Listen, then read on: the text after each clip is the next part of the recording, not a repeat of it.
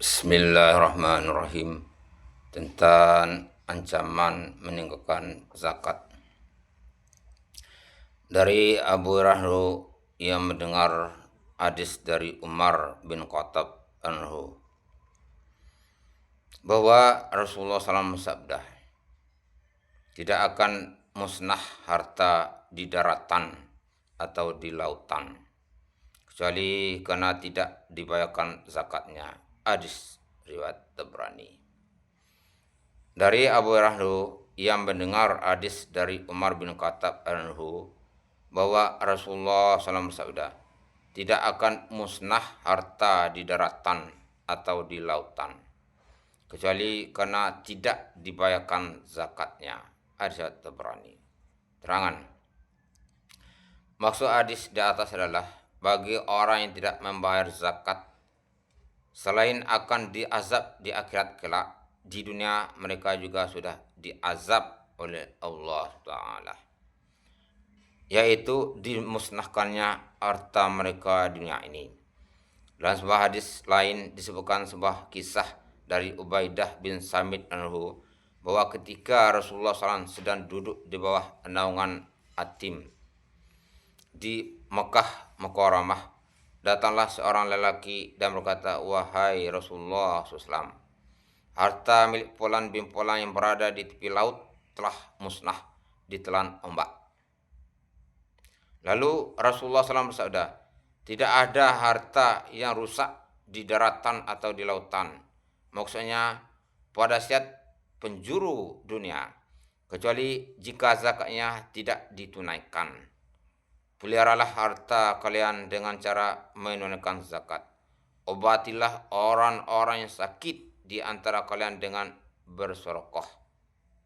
Dan tolaklah musibah-musibah yang akan menimpa kalian dengan doa. Karena doa dapat menghilangkan musibah yang telah datang dan menolak musibah yang akan datang. Rasulullah SAW juga bersabda, apabila Allah SWT menghendaki kejayaan suatu kaum atau menghendaki mereka maju dengan pesat, maka dia akan memberi kaum tersebut hiasan kesucian, kelembutan, dan kedermawanan. Dan kaum yang dikehendaki oleh Allah SWT kebinasaan, maka Allah SWT akan menciptakan sifat khianat di dalamnya. Setelah itu Rasulullah SAW membaca ayat tersebut. Sehingga apabila mereka bergembira dengan apa yang telah diberikan kepada mereka, kami siksa mereka dengan sekonyong-konyong. Maka ketika itu mereka terdiam berputus asa. Quran Surat Al-An'am ayat 44. Ayat di atas terdapat di dalam ruku kelima dari surat Al-An'am. Dua ayat sebenarnya menggambarkan tentang pelajaran dan nasihat tentang proses memburuknya suatu masyarakat sebelum akhirnya mereka dimusnahkan oleh Allah Ta'ala. Allah telah berfirman yang artinya, dan sesungguhnya kami telah mengutus rasul-rasul kepada umat-umat sebelummu. Kemudian kami siksa mereka dengan menimpakan kesengsaraan dan kemelaratan supaya mereka bermohon kepada Allah SWT dengan tunduk merendahkan diri. Maka mengapa mereka tidak memohon kepada Allah SWT dengan merendahkan diri ketika datang siksaan kami kepada mereka? Bahkan hati mereka telah menjadi keras, dan setan pun menampakkan kepada mereka kebaikan dari apa yang selalu mereka kerjakan.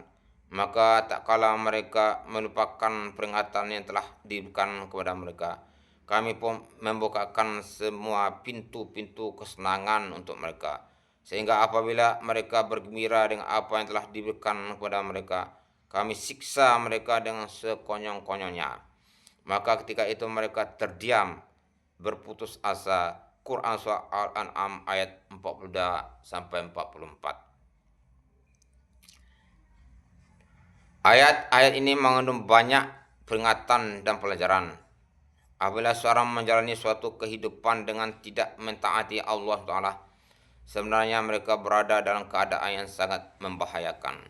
Rasulullah SAW bersabda, apabila kamu melihat seseorang yang terus menerus melakukan dosa, sedangkan keduniaan bertambah banyak dalam dirinya, sungguhnya hal ini hanyalah suatu cara untuk mendekatkan dirinya dalam kehancuran, sedikit demi sedikit. Kemudian Rasulullah SAW membaca ayat ini, maka tak kala mereka melupakan peringatan yang telah diberikan kepada mereka, kami pun membukakan semua pintu kesenangan bagi mereka, sehingga apabila mereka bergembira dengan apa yang telah diberikan kepada mereka, kami siksa mereka dengan tiba-tiba, maka ketika itu mereka terdiam, berputus asa. Quran Surah Al-An'am ayat 44. Diriwayatkan dari Azim Ru, ia berkata, apabila kamu melihat dirimu berada dalam ketidaktaatan secara terus-menerus, sedangkan kebendaan terus saja mengalir kepadamu, maka takutlah kepada Allah Ta'ala, karena setiap karunia yang menyebabkan dirimu tidak bertambah dekat kepada Allah Ta'ala itu adalah suatu bencana.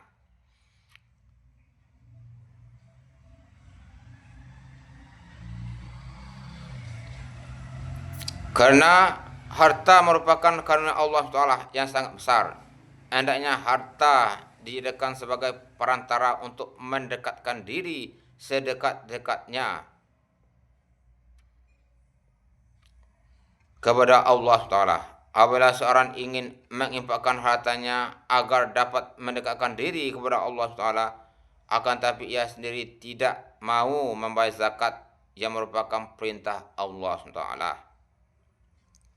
maka tidak diragukan lagi bahwa ia akan menjadi orang yang tidak taat kepada Allah Ta'ala. Dan jangan berharap bahwa harta seperti ini akan kekal, karena sebenarnya ia sendiri sedang berusaha membinasakan hartanya. Dan apabila dalam keadaan seperti ini hartanya tidak rusak, sesungguhnya hal ini akan lebih berbahaya. Sebab dalam keadaan seperti ini harta tersebut akan mendatangkan musibah yang sangat besar. Semoga Allah SWT menjaga kita dengan karunia-Nya. Alhamdulillah, apa yang dibaca dan kita lakukan mudah-mudahan diridhoi oleh Allah SWT dan kuat untuk menyampaikan kepada lain. Amin.